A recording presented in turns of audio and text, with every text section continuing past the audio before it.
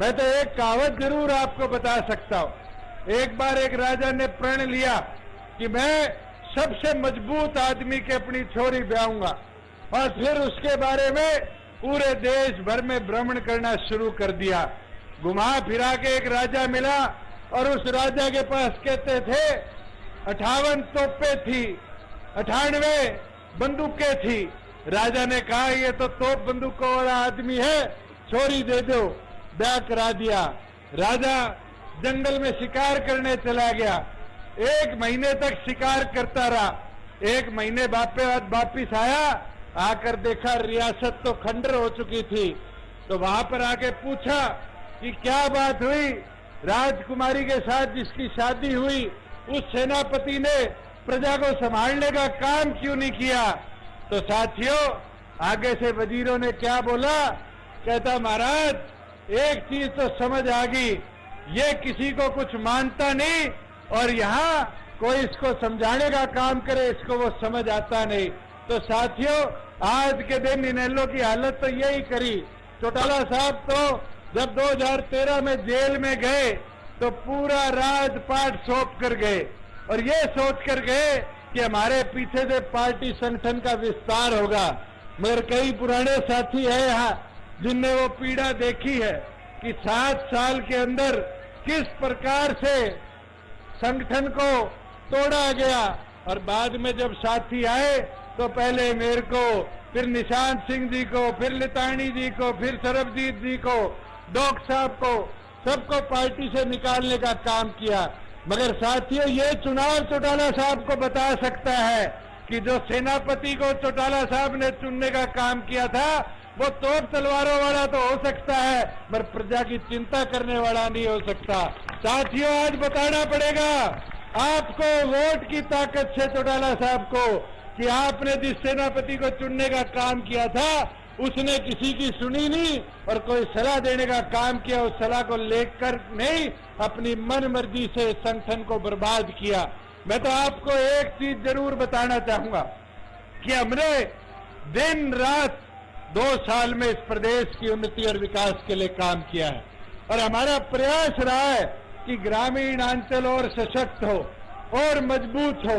और अगर आप चाहते हो कि इलाहाबाद का आधा इलाका जो स्वयं प्रभावित है वहां खेती लायक व्यवस्था बनाई जाए, आधे गांव जहां पानी की किल्लत है वहां पानी पूरी मात्रा में पहुंचाया जाए, तो आपको अपना एक एक कीमती वोट पूरी मेहनत और लगन के साथ गोविंद जी को देकर उनको विधानसभा में चुनकर अपना नुमाइंदा बनाना पड़ेगा। चुनकर गोविंद जी को भेजो, जिम्मेवारी मेरी है। साथियों, विधानसभा के माध्यम से भी आपके कामों को करवाने का काम मैं करूंगा। ये सोच लियो गोविंद जी को चुनाव को नहीं, वो चुनाव मेरो है, और थे दुष्यंत बन के ये चुनाव न लड़ना है। मैं तो थाने यही चीज बोलना आयो कि अब सारी जिम्मेवारी है कि आज उस सारा मैदान में उतर जाओ, पूरी मेहनत लगन लग दो। लोग तो विरोध करता रहेगा, लोगों की तो आदत होगी है, 1 साल तो मैंने देखने तो हो गयो। क्या बात है, कानून वापस कर लो। कौन सा है, बेरो कोनी। कानून में है कौन, बेरो कोनी। के चलेगा, बेरो कोनी। ये बारी एक चीज बताओ थाने, मेरे कने बारी बारी नायब जी को फोन आयो कि भी मंडिया में जीरी यूपी वाली खोल दो, पंजाब वाली खोल दो।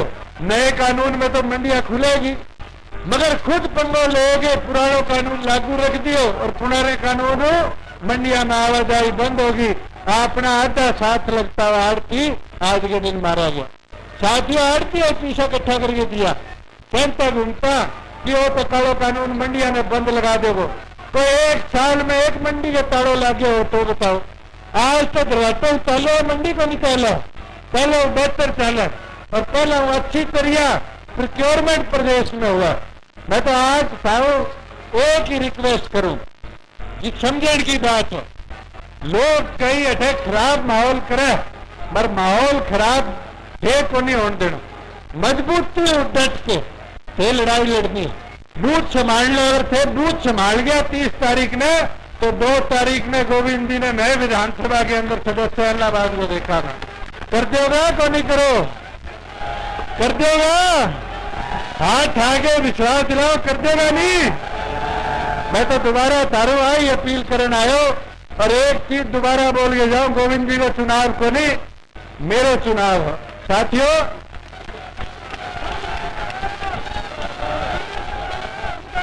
डांट लेगा नहीं मोर्चो, बता दो डांट लेगा तो सारे विश्वास पर छोड़ के बोल के न जाओ कि थे सारा मिल गए, ये जिम्मेदारी न संभालो। और मैं मेरी भाइयों बड्डियों पूछ लो, संभालोगी नहीं?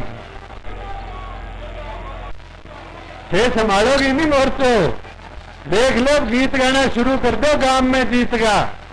और मेरे चालने पे ही एमएलओ ने कांग्रेस ने कि अब सारी टीम पूरे जोर शोर मैदान में उतर गई है।